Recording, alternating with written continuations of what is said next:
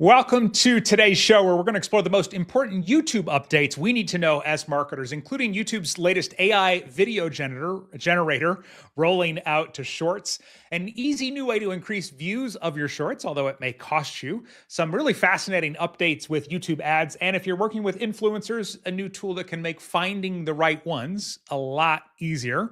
My name is Jerry Potter, host of the Social Media Marketing Talk Show, a Social Media Examiner production where we break down all the latest social media news and what it means for marketers like you. And today I'm joined by Ben Jones. Ben is a YouTube ad strategist and co-founder of Titan Marketing, an agency that has spent millions on YouTube ads to help clients across a wide range of industries to scale to 6 and 7 figures in sales. Ben, welcome to the show. Hey, thank you for having us. I'm excited to be here, and yeah, let's share some cool stuff. Yeah, I'm excited you're here too, especially with all of your ads expertise. So let's start though. We do have to acknowledge that it is 2025, which means YouTube is 20 years old this year. And they're obviously celebrating that. They announced a couple of milestones around this and some interesting trends that's happening. One of these, as a statistics geek, I see a flaw in, but we'll talk about that here in a second. But what were some of these things that YouTube recently announced kind of about where they're going this year? Yeah, I think some of the cool statistics, I think we were sort of chatting about before, was one of them is that it's sort of overtaken. Basically, more users are being used on the actual YouTube TV side, which is really, really cool. And I think the other side of it is just some of the big changes in the ads platform, which they've talked about, including like all the video ads moving over to a demand gen campaign. So a lot of the ad structure has changed. They've brought in things like similar audiences. There's a whole bunch of really cool things that you can do with YouTube that you just, particularly the ad side, that you just couldn't do. And what we're finding is if you can do some really cool strategies, like actually growing your channel with paid ads is quite a more of a popular side of things than say it would have been like 2 or 3 years ago, where it was a bit of a hush topic. And we're finding like a lot of the ads that we're actually running, and that is actually a massive strategy, is being able to not only grow your channel and your views, but also be able to retarget them with some really cool ad strategies, which is what we're seeing is working really, really well at the moment. Now, are you saying that as an ads guy? Like, is there bias there when you say that? Because I know as an organic person on YouTube a few years ago, and you and I think talked about this at Social Media Marketing World this year, is this idea of, does running ads kill your organic reach on your channel?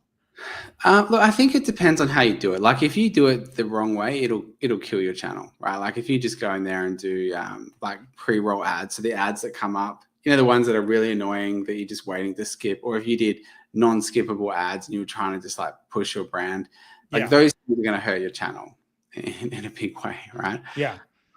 But there's some really cool things that you can do to actually grow your channel really, really well. And I think it's about how people find your channel. Like how they come across it. And if you can come up when, let's say I'm searching for something around whatever your problem or solution that you solve someone is, and you come up in the search results and people click on that and then come to your channel, that's a much better way to grow your channel organically. Well, it's not organically, it's paid ads, right? But if you do that type of strategy, that would be how I would grow your channel and get it out to the world that way. And we're finding massive success with that. And that was not a primary strategy for us, say 12 months ago when we were talking about it, Jeremy. But today, our biggest clients that we work with, we found that it's like half lead cost. Like it's just such a revolutionary way of doing it. And then going back with the new campaign types that I've got, going back and being able to remarket. And like this time last year, YouTube was very much talking about how they're going to kill all similar audiences, right? And which was a massive problem. But what that I actually spoke about it at Social Media Marketing World last year. I was like, I see the big opportunity in demand gen campaigns, which basically allowed you to run YouTube ads very similar to Facebook ads, where you could run image and video ads. And what was really fun, that what we can do now is we can grow channels based off that, and then we can also just remarket to you. And they've bought this special thing called lookalike audiences, where anyone who's watched or viewed my channel, I can go find people who look alike that. They're really trying to make it as similar to Facebook as, and I think that's one of the big transitions people find is when they come from, say, Facebook to Google, it's such a hard transition, and they're bringing in these new campaigns now, which make it really, really easy. But the fun side, I know I'm kind of geeking out on this a little, is that you can actually grow your channel really, really well with these types of campaigns, all around, like in-feed ads, where people are actually seeing your ad in feed when they search, and then you can go back and really grow the channel and then remarket to those audiences. And it's just such a really cool way of Yeah, doing. well, it makes a lot of sense because, like you said, there's intent there. They weren't forced it, Yeah, exactly. and then they clicked on it, which is cool. So, well, that's cool to hear. I know some of these other updates. You mentioned the, watching YouTube on a TV has surpassed mobile devices, and this is the one that I think we all need to question as marketers because they haven't clarified this, but they also haven't denied it. That includes YouTube TV, which is it's like cable TV here. It's where you get like the big sports network and the news networks. It's not people watching like videos that were uploaded to YouTube. Because when I first saw this, I was like, oh my gosh, and then it was like, well, this is more for the stockholders, I think, than the marketers. But living room consumption is absolutely growing.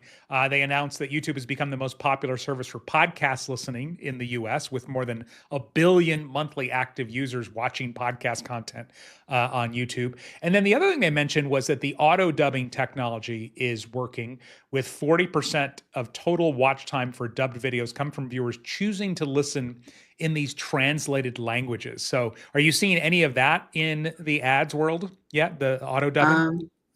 Where, well, to be honest, I haven't. It's not really. If I was to run ads to a particular country that, say, was different. So let's say that you're in the US, you wanted to run ads to, say, Spanish-speaking country or something like that. Yeah. If I'm going to run an ad for that, I'm going to make it in Spanish.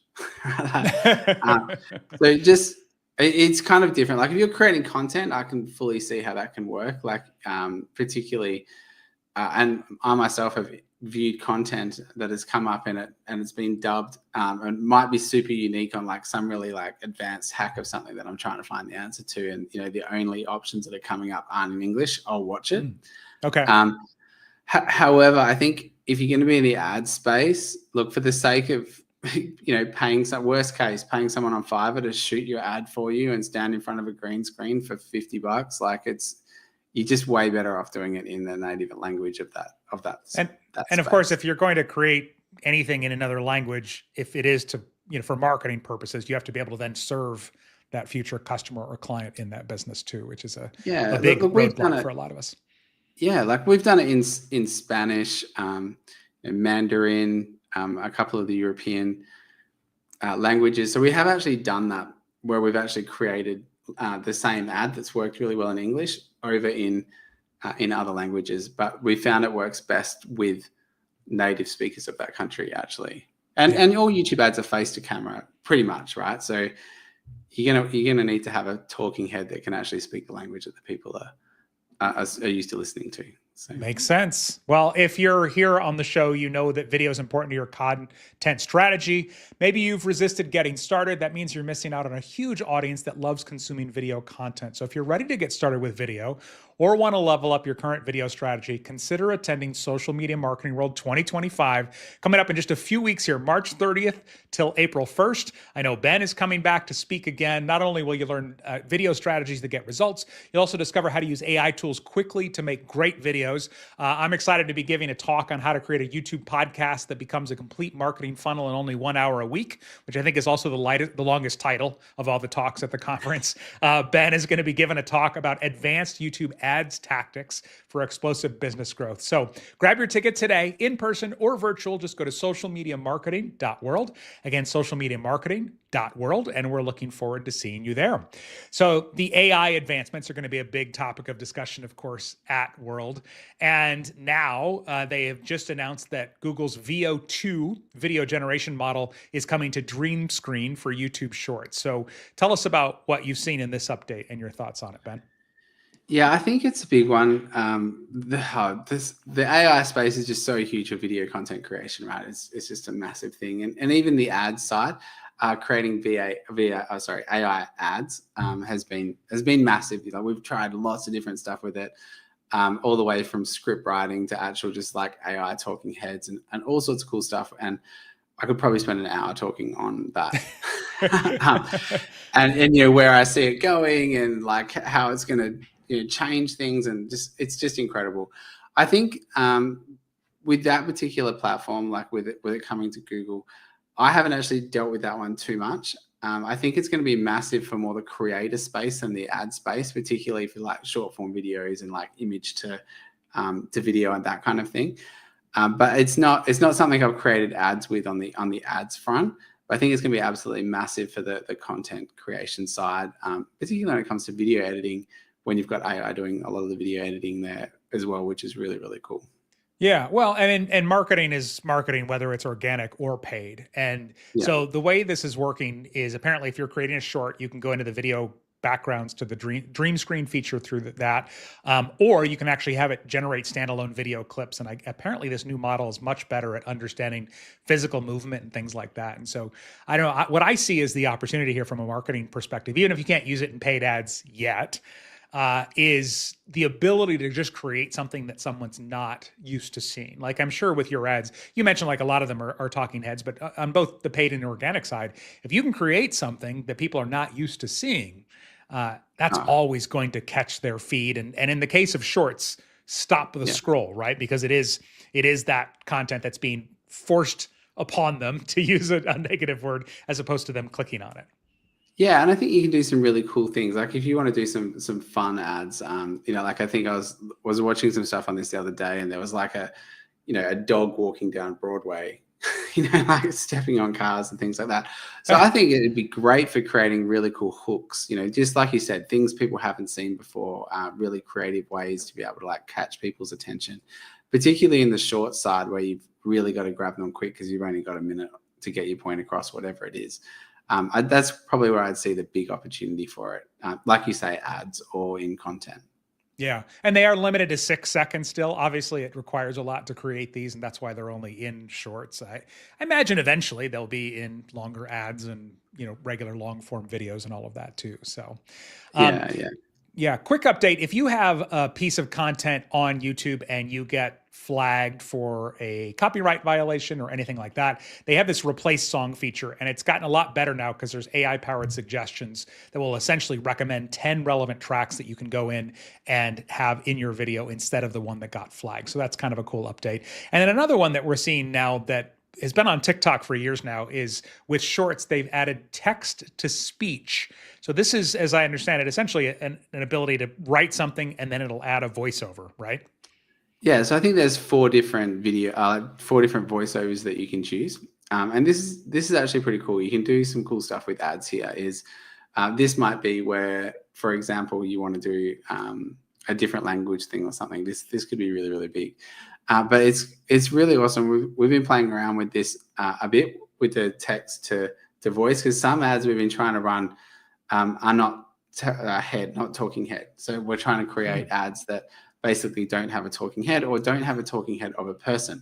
Now, this is great for like AI scripts and things like that, where you basically might have an AI talking head or just an image-based or quick video B-roll or something like that on the back end with your content coming up. The biggest bane of the existence of any video creating ad agency is getting clients to actually create new video ad creative. Right? So, and I think... and I think the things like this are just going to absolutely, I'm hoping we just get to a point where we can create really cool AI talking head or AI ads with AI back, like voiceover of like voice to text, like text to voice, however you want to say it. But basically just be able to give it text and it spit out really good organic speaking video creative that's going to be absolutely amazing. I think this is some great steps forward in that direction. And there's also other like really cool third-party apps that, apps and softwares and things that will do this as well. But I think this is a great step in the right direction that Google's taking here. It's such a great point. I remember when I worked at an agency, that was like the bane of our existence. Like, hey, can we get some new video clips, or can we, and they're running a business, right? So that's a great application of it. And speaking of voice, YouTube is expanding this. When they first announced this, I got really excited, but they're expanding this experiment to reply to comments with a voice memo. I think it said up to 30 seconds. Is that right? Yeah, that looks really, really cool. I think you've got to be the creator of the channel. So I think if you were a branded channel and you had like lots of different people, I don't know how they're going to manage that. I think that's an interesting... I was like, well, how would that work? Like you got 3 or 4 people on channel or whatever it might be. But I think the cool thing with that is being able to go voice to text. And I don't know if it's going to work similar to the way that it goes in like your phones now, where you can do voice messages and then as a text, and then it comes through either transcribed or in audio. So I'm not sure how that's going to go. I think that is kind of a nice touch though. And it will definitely make the channels, I think, feel more human if the person actually doing the channel starts responding. And then, taking it one step further from there, what would be really cool is if you get your AI voice happening with a voice to text app, we will be able to actually know that it's an authentic person actually replying anyway. I think, adds another cool element to how they're going to manage that. So yeah, well, I think for a lot of people on bigger channels on the consumer side, they just assume somebody else is replying to stuff, right? Like, oh, it's probably not them if it's a bigger channel. And so that's one thing I love about it. The other thing is I love talking things through. I mean, sometimes there's a question and I'm like, I don't have time to write 8 paragraphs, but I would absolutely record a response to it. So it is being tested with some people in the US right now. Hopefully we'll see that continue to roll out. All right, so we talked about being able to increase the reach of your shorts, but it's going to cost some money. But the nice thing is they're simplifying all of this. So what's this update about, Ben? What can you tell us about this? yeah, so inside of the YouTube studio, like as a creator, if we go back and have a look, there is a promote section that you can actually run. So and normally it was just for like a long form video or video that was longer than a couple of minutes. And you could go in there, push promote, and you'd be like, hey, I want to promote my channel or this particular video. And it's kind of like the boost that you'd find in Facebook, like, hey, boost my post and you'll get this many, whatever it is. It's like that. And, I think YouTube's big thing is, look, this is going to make it really, really easy if you just want to put $5 or $10 or $100 on a video and just see what happens. Yeah. It's kind of a pay to play. And I think you can do that and it's good, but not great. And I think that the big thing that they've done now is they've now allowed us to do it for YouTube Shorts as well. So for YouTube Shorts, you can now go on and do the same thing. Look, as from the ad side, like if you're going to pay for a view, this is probably not the best way to do it because you're going to come up and in interruptive ads and lots of other ways of doing it. And they've made it simple, which is nice, without having to learn the YouTube ads or the Google ads back end. Yeah. But I think you just give so much away by doing that. You don't have access to some really cool targeting options. And here are just a couple that I would recommend. For example, you can create your own, let's say you've got people converting who buy a product or something like that. You can actually go out to lookalike audiences of those people who have already bought stuff and just show those people your ad, which you're never going to be able to do just off the click of a button in the back of the YouTube studio. The other cool thing you can do is target people by income in the back of Google Ads, right? So, let's say that you only really want to, you get lots of subscribers, but that the more wealthy ones buy your product or service, right? So why not just cap that out at the top 20 or 30% of income owners? It's just, yeah, there's just so many cool things that you can do in the back of YouTube ads. And to just give Google all the control on that is just crazy. So while it's really, really cool and you can do it in YouTube Shorts now, and they're trying to make it as easy as possible, I think you're going to do yourself a disservice by playing around with it. Like, just go into the back end. Here's a pro tip: run a demand gen, run it on a lookalike of something that's already converting, and you'll get way better results. And we're actually doing this, and we're getting in like channels that would normally be expensive, like something like money or business or wealth generation, those sort of really expensive niches. We're getting people who are like similar to people who are subscribing or similar to people who are buying for like cents on the dollar for a 30-second view, or under cents. So it's just crazy.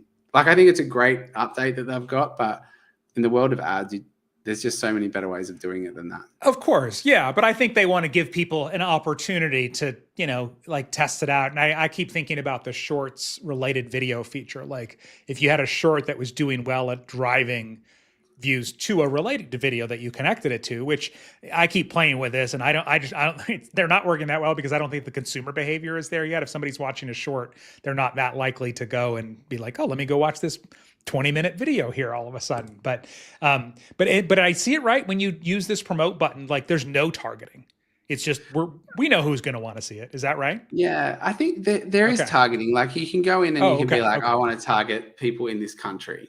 Okay. And it's like, I want to target for channel growth or for views on this video. So but it's all very top level, Yeah. sort of Obviously, target. yeah. Not what you can do in Google Ads and everything like that. So. Yeah, it's just look, I think, and you're 100% right, Jeremy. Like if you just want to be like, hey, I've got a really cool performing video, I don't have time to go into the back end and play with all this stuff, and I just want to get more reach on this video because it's performing really well. Like I think, yeah, why not? Like, but if you wanted to just spend the extra 5 minutes creating a sick campaign, that would be better. That would be better.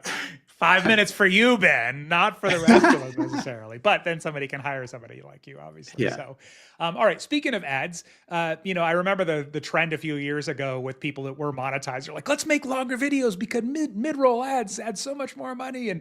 But the nice thing is that if as a viewer, mid-roll ads are generally somewhat terrible. But I think it sounds like between AI and some other things, they're making a lot of improvements to mid-roll ads that are going to start rolling out in May. So what are we seeing here with these updates? Yeah, so I think this update, the big one here is like, hey, if you're already running automatic mid-roll, so like at the moment you've already got YouTube putting the mid-roll ads where you want them, and you can do this in the back of YouTube Studio on your channel, right? Yeah. If you're already doing that, then that's fantastic. You don't have to worry about anything here. But I think what the big change is when you're doing the manual mid-roll ads. So these are the ads that while people are watching your content, in the middle of it, an ad pops up. They are a bit annoying. And I think what YouTube's trying to do here, or Google's trying to do here, is they're really trying to find that balance between turning off people from leaving the channel because ads are popping up in the middle of their content, right. And disrupting them, but to be able to show them an ad that feels organic in the right spot, and people don't mind waiting the 5 seconds to skip because they're all the pre-roll ads, right? And I think what the good update that they've done here is they're not taking away any controls. And I think this is when this come out, people were really concerned about this, like, oh no, they're making it automatic only, and I really want to be the manual person that puts my ads in the right spots, and because I feel like it's the best thing for my viewers.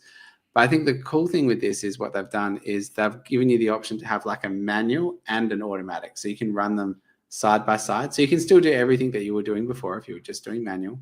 Okay.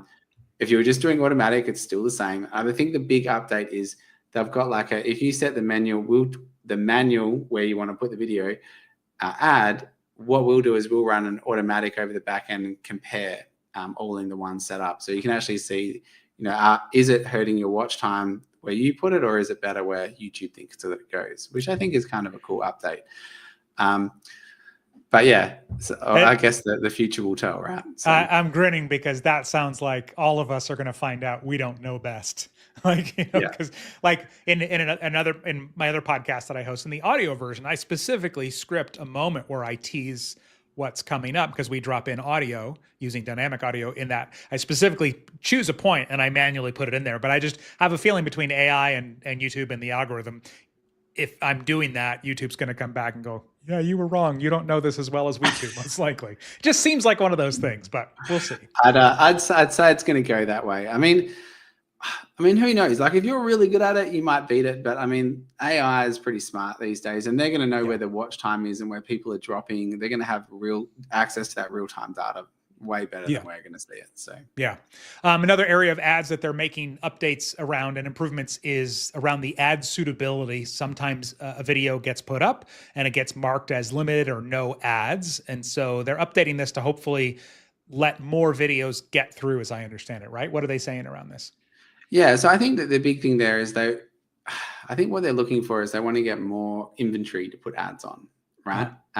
And at the moment, and YouTube's actually pretty good. Like, if you're trying to run ads on Facebook, getting them banned and blocked and things is like a daily occurrence. Like, it happens all the time. It actually doesn't happen on YouTube as much as you would think. You can pretty much run ads that say, they're a lot stronger than what you could run on Facebook, for example. You can get away with a lot more. I think some of the things here around the content that can have ads on it is what they're talking about. Not so much the ads, but it's more like, hey, we want to get content that can actually have more ads on it. And this is kind of a backlash from, if we go back a little while, where it was all about, hey, our brand doesn't want to have ads on it. It has to be this particular type of ad. And Right. And then YouTube, turned around, I think it was about 2 years ago, and said, look, we don't care what, and you used to be able to turn off ads on your channel, like, hey, I don't want ads. And then they turned around and said, I don't care. We're putting ads on your channel, deal with it. Yes. And there was this whole back and forth on it. And I think this is like an extension of that older argument, if that makes sense, of, like, hey, now that we're actually creating content, you said that you put ads all over my channel. Why is it that some of my videos can't get it?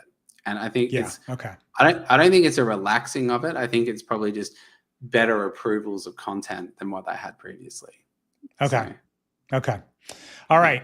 Now, this is an interesting thing because I could see this next update potentially decreasing the amount of ad placements available. Not that there's plenty of them on YouTube, obviously, which could drive up rates. But YouTube Premium is the service where you can, get rid of commercials and, listen with the screen off and things like that. But they are now adding a lower tier called YouTube Premium Lite in the US. So what is the difference here with this lower tier? I think the biggest difference is going to be price, right, at the end of the day. And I think like we talked about at the beginning, like, I don't know how true it is about, the more people being on TV than they are on devices, because I feel like every device in the world has YouTube on it, right? But, hey, if they're making the claim, there must be something to it. Whether it's just more people watching on TV. And I think this is the big one, right? Like, how do we get people to pay for the subscription without actually, and still be able to serve some ads in some places? And I think this is kind of their in-between offer that they're going to make. I'll be really interested to see how this rolls out in the US, because obviously as an advertiser, this is one of the big questions that I get asked is like, what do you do for people who pay for the YouTube subscription that don't see ads, right? Does that come up a lot with your clients? Yeah, well, people are like, oh, well, because on Facebook, you can't not see ads. It's just part of the deal, right? Right. And particularly people who have that subscription on YouTube, they're like, well, I don't even see YouTube ads, so how do I know they're going to work for me? And it's not that it's an objection, but it's something that people see that, oh, my clients are like me and they would never have ads on, right? Right. Which is just not the case. It's just such a big platform, and the percentage of people who actually do pay for it is a lot less than what people think, depending on which country that you're in. And the reach is massive. But so I don't think it's going to affect the ad space in any way. I think what it will do is it'll actually just get heaps more people have a better user experience on YouTube, particularly if they're watching on TV. So I'm interested to see how that goes. Which, again, the way I'd get around that is kind of what we talked about before: is have your ads pop up in, not as an interruptive ad, but have it come up in a way where people are searching for your things and you're coming up in search results. Like, I think that's going to be a better way around this than having. Are there on-page ads like that? If you have, I just got Premium a couple months ago, and it was one of those things like, oh my gosh, how have I not done this before? But now I'm trying to think. I feel like I still see ads in search results. Yeah, the jury's out on this one. Okay. Obviously, I could go and do a search and see, but I just was curious if you knew. Yeah, I've been told both, even from our Google rep. Like, we had a chat with them just recently on this topic. I was like, so if I run this and people have it, are they going to see it? Well, they shouldn't. And I said, but some people are saying that they still do. And they're like, well, sometimes it depends on the user. And I was like, well, do they see it or not? And yeah, I can't get a straight answer on it. So, so I would try it and see what happens. But I think either way, if you're going to run that type of ads, whether they've got the premium or not, you're going to get to the right audience, which is really the outcome of the ad at the end of the day. Yeah, and as a marketer, obviously, we hope maybe they do some of these. So it looks like it's going to be priced at about half of what full YouTube Premium is at $7.99 in the US. And it's also supposed to be rolling out in Thailand, Germany, and Australia, if you don't already have it, just as a heads up, if that is something that is part of your marketing plan. And I always love when there's more transparency and the ability to work with influencers and creators. I remember the early days, when I was at the agency, and it's like, yeah, find somebody that, we want to work with influencers, and you're trying to vet them, and are their comments real, and, are their followers real, and all of that. And YouTube is now rolling out some updates to make that even easier to find these people. So what are we seeing with this update, Ben? Yeah, I think this is going to be really cool. I mean, that people want an authentic experience on YouTube, or no matter who they're following, right? Like, is this real? Are people actually following this person? And it wouldn't be the first time that, a brand or someone has just paid to look better than they actually are, right? And I think this is kind of goes with that. Lets people know that, hey, look, this is actually a real thing, and these people are legitimate. I'm not going to say I don't think it's the same as a blue check mark, but I think it's steps in a way to make people come across as being authentic, and this is actually a real human. So yeah, it's interesting. So it's going to be in the Google Ads interface, and one of the most interesting thing I saw was they'll actually show a suggested price to reach out and offer them. And I don't know, do you do a lot of work with influencers with your clients, or? We do, Okay. but I think this is going to connect people well. I actually don't know how this one's going to work, because influencers, I shouldn't say always, influencers usually like to set their own pricing and their own terms, Yeah. right? Yeah. So they're going to be like, hey, look, if you want to put an ad on my channel, here's what has to happen, and blah, blah, blah. But I think YouTube really wants a piece of that particular pie. And I think there's a massive market for connecting, influencers with advertisers, right? So if they can make that even introduction easier, that would be cool. But at the end of I think it's cool. But I think like the other way of doing it is you can actually just run ads on placements still on people's channels and things. And I think maybe it's, if I wanted to put ads on that channel, I could. But one of the unique things about YouTube ads, for sure. Yeah. So for me, I think like maybe it's a cool way if you wanted to get that creator involved in the actual ad and have them in it or something. Like, is that how it's going to play out? But yeah, I mean, at the moment, I'll be really interested to see how that goes. I think it's a good way for connecting influencers with advertisers. Outside of that, realistically, you can actually just go to that channel and run ads anyway. So yeah, that's a fair point. All right. If you want to learn more about that, it's called Brand Connect, all one word. So you can search for that and find out. Obviously, there's always lots going on with YouTube. And if you want to stay ahead, make sure to consider joining us at Social Media Marketing World, March 30th through April 1st. Grab your ticket today at socialmediamarketing.world. Ben, can't wait to have you back. Again, socialmediamarketing.world. And until then, where's the best place to discover more about you, Ben? Look, just reach out to us on LinkedIn if you wanted to like individually have a chat with me. Now my name is Ben, or Benjamin Jones. So like, hey, there are a few of us out there, right? So, but if you wanted to just connect with me, or just see some of the cool stuff that we have to help people with YouTube, you can just go to our website, which is just titanmarketer.com. Check us out there. But super excited to be coming to Social Media Marketing World again. It's such a great opportunity. If you haven't been and you're thinking about it, like, grab a ticket. It's actually probably the most awesome conference I've ever been to. I'm very grateful to be asked to come back and speak again. It's just such a good crowd. So I'm actually bringing friends. They're flying over me this time. It's going to be an absolute blast. So so make sure if you haven't got a ticket, Social Media Marketing World, go make it yours, and you'll have an absolute awesome time. Come up, say hi. It'd be great to have a chat. Awesome. Thank you, Ben. We will see you there. And until next time, may you be wise with your marketing decisions. Thanks, everyone. Take care.